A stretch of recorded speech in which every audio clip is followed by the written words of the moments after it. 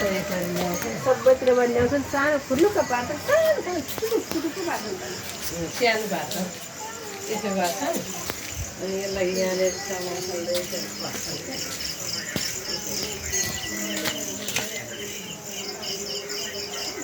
पानी दुध के लाउँछ त्यो पाइलाहरूमा बत्ती बालेर चाहिँ गर्नु